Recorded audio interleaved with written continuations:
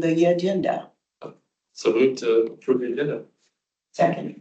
Okay, it's been moved and second. So we'll begin our meeting presently with our facilities team. And we have three wonderful young men here that have been doing a great job and want to say thank you so much. And so you all take over.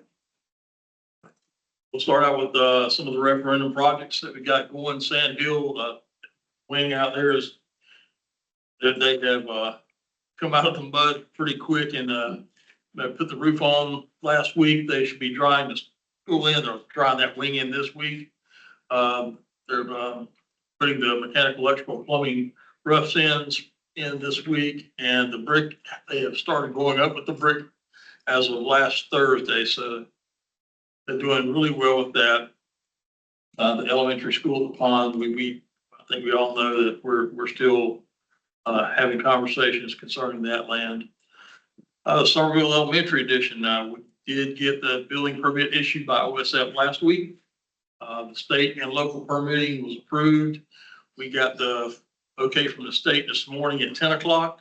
We had the pre-construction meeting at 11 o'clock, and by 12:30, they were running equipment back there, making the slate pretty. So that has started. So they should be wrapping up with that around the 1st of August of next year. Ashley Ridge High School additions and renovations, phase 2 and phase 4. We're waiting the approval from the Austin State Fire Marshal to get the building permit done there. Phase 1 is done. We had a little glitch with the sprinkler system, so we're still waiting for an approval and some work on the sprinkler system there. But we are working on starting construction on phase 2 and phase 4, phase 2, 3, and 4 here within the next several weeks. Several high school gym, we did have the schematic design review with OSF about a week and a half ago. That went well. Architect Miller Patterson Smith, they're started on their design documents, and they're scheduled to be submitted to OSF sometime around Thanksgiving, that week of Thanksgiving. And Fort Dorchester High School classroom additions and renovations. We did the design review on that last week, and in speaking with the OSF representative, we could probably skip the CD phase and go straight, or DD phase, and go straight to construction documents. We should have those uploaded by middle of October, so that project should go pretty quickly. Other construction, TIF money out of Oak Brook. Middle school addition, they should have that dried in this week. The roof was finishing up last week. As soon as they get the windows in and the roof completed, they're going to turn the air conditioning on or bring some portable air conditioning in to dry out the block and the floors so they can start with the finishes on the inside.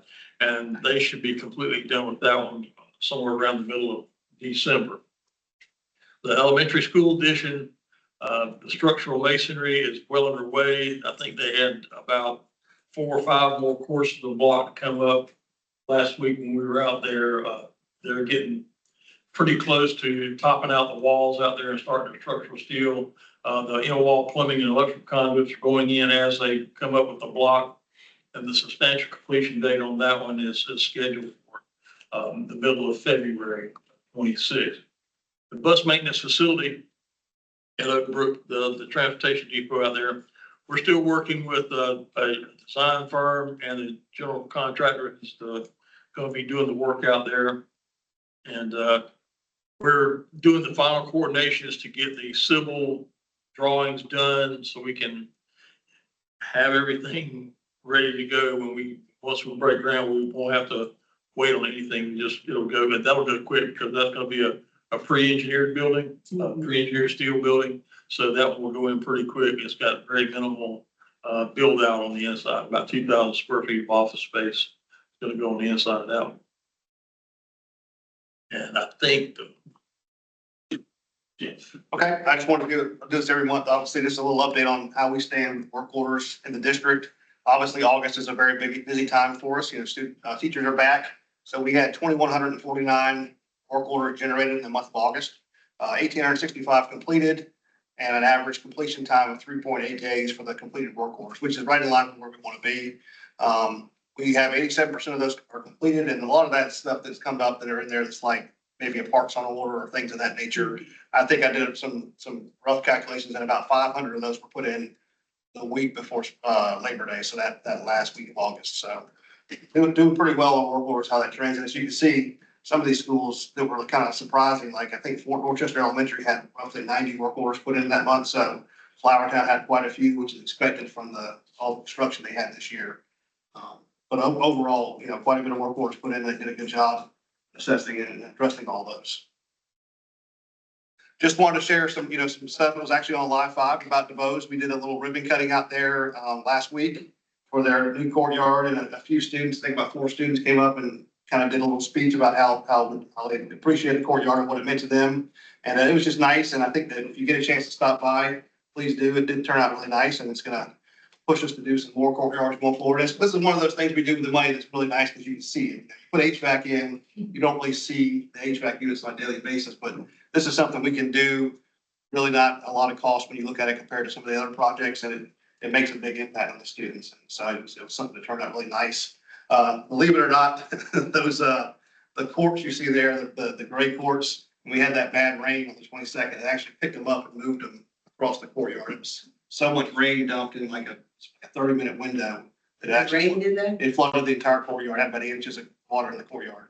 Drained really quickly, but I mean it was just a massive amount of rain. But it actually moved them, so we wouldn't make it anchor them down. Never had to before because they never had that issue, but they moved. Well, I know this project is special to Penny and I both because we spent several years out there together. And so seeing it look that good makes me feel like I'm going home. I know it was unbelievable. I walked outside, it's been in the years we've been out there and just the replacement of the concrete and just the So this And it is can get hot out there, so I'm sure they are really happy. Yeah. This is their 40th anniversary of DuBose, I guess, this year. So they're doing a lot of the 40-year celebration stuff. So Kenny will go back and take some pictures. I just put this up there, and I mean, I'm not going to go through every single one, but this is just to give you an idea of things that are coming up or currently going on from a large scale project district wide. We're getting ready to put out a bid for the first of the ceiling renovations that's coming out probably the next week or two. We've got lots of things going on with HVAC coming up with 8% money. I mean, I think we've got 4 schools getting full HVAC replacements coming up, starting as soon as the money is available. I've got PO or the quotes ready to go. So that'll get going. We've got several schools getting locker room renovations and restroom renovations, and roofing projects still ongoing at Windsor Hill and Austin Middle School. Hopefully their doors will be in this month, and we're going to try to knock out most of their doors over the October break. So quite a lot of projects going on, and no sign of stopping either. So. Well, that is another school that was a turnaround. That was my elementary, middle, and partially high school. And so when I walked in there, I was just wanted to cry. So we're doing It looks so good. So we're using some of our TIF money to actually cover the same thing we did at DuBose courtyard. We're going to do, it's a little smaller scale because they don't have a courtyard that size, but something very similar to that's going to be taking place in October as well. Okay. In Austin. Yes, ma'am. Okay, good. Anybody have any questions on this at all, or? I just think this looks really good for the public. At least they can see it, understand it. You got it, as he had mentioned. I don't think they would be confused by any of this, so that looks really good. Thank you so much for doing that. This is something I just wanted to put up here and just talk a little bit about some challenges we faced in the last couple of weeks. Everybody's aware we had a really bad rainstorm on the 22nd of August, and I wanted to just show some of what actually happened at like Somerville High School mainly, because that's where we got some. Oops. All right, but you can see on the left right there, this is the ROTC, their firing range, the amount of water that was in that building. The second image you'll see there, this is that same building, but kind of like looking from our cameras. You can see how quickly the water comes up, and that line you see is kind of the water flow. It's flowing that way towards the tennis court. So it completely covered the tennis courts that are there now. And then the third one is our track field, which is right above all that. And you can see how It goes from being dry and in a matter of maybe half an hour, it completely covers over. So nearly 3/4 of that football field is covered with water. I say this to say that we did meet with the county and the town, their stormwater divisions, and actually we just met with the stormwater from the town today. And there are some things they're gonna work on. They're obviously cleaning our ditches out because that stuff belongs to the county and to the town in some instances. So they're gonna clean all that out, but it flooded the apartments across the street from Somerville High School. They were flooded out. And then this is not the first time in like the last couple of weeks that we've had this happen at Somerville. It happened when it was a little bit less rain as well. So they're thinking that they're doing a few maintenance projects on their end that are gonna help us with that now, but this was a major flood. The Ashley River was up at the same time because the way the storm came in Hardyville, where the Ashley River starts. So all the water was coming down the river, but also the tide was coming in. So you had kind of like a perfect storm, so to speak, where we got quite a bit of water in a very short period of time. I just put this up there just for a little bit about that. You can see obviously the shaded area floodplain. You can see how that interfaces with Berlin G. Myers, and the baseball area, and the very top of the screen is your practice field at Greg Middle, which belongs to Somerville. And then if you go to the next photo, this is kind of how that area looked before Berlin G. Myers was put in. And then this is how it is now. So doesn't look a ton different, but what you do see is a lot of road it's impervious surface that's now shedding towards the Sawmill Branch Canal.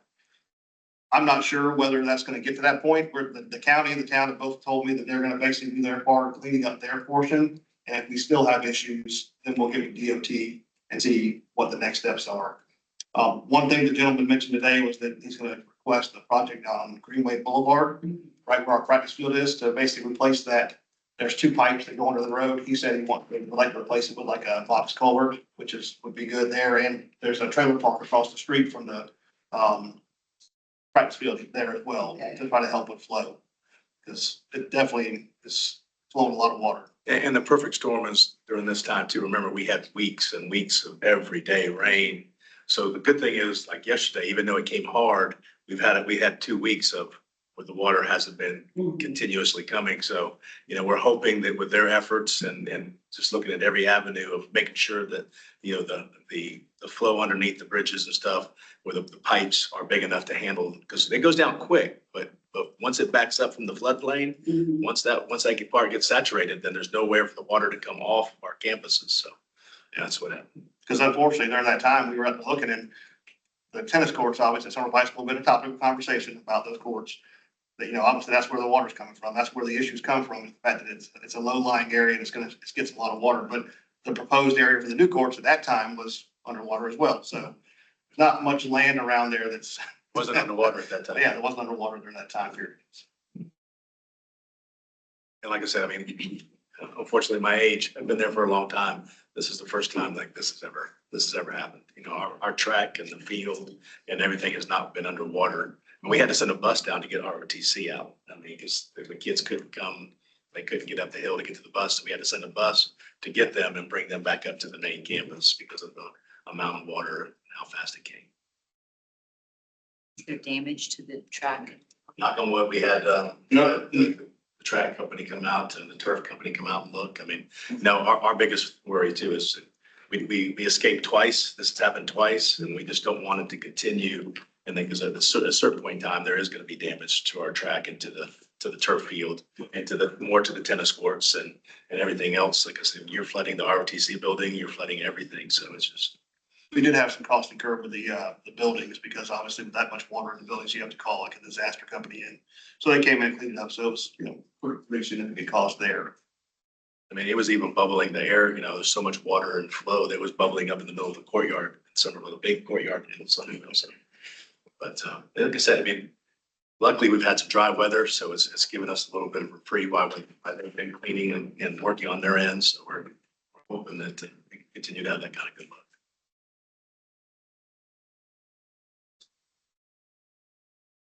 All right.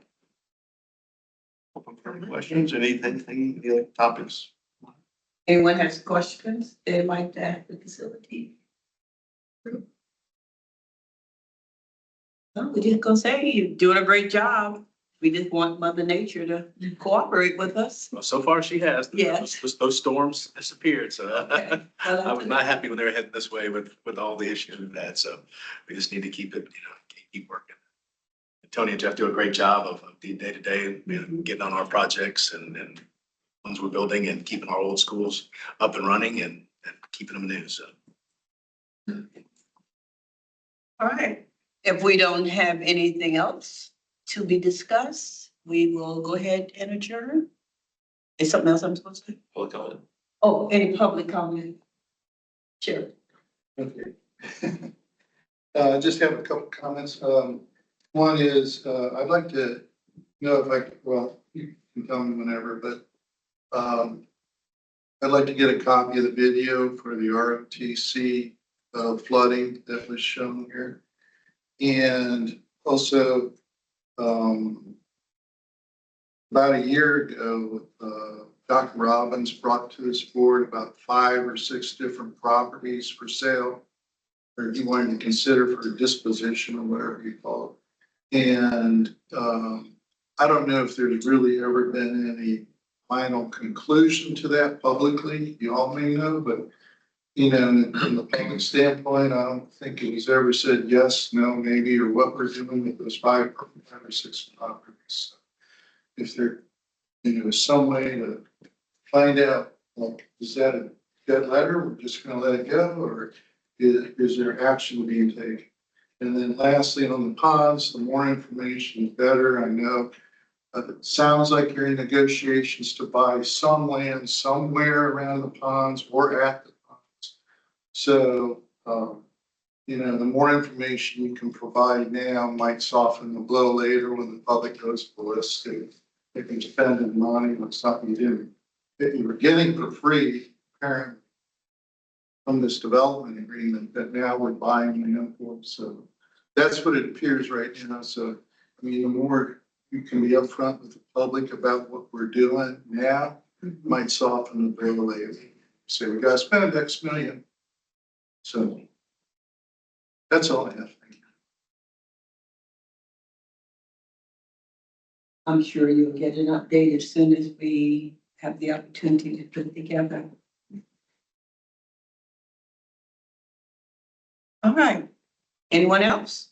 Comment? We will take this time and adjourn. Thank you for being here. Thank you.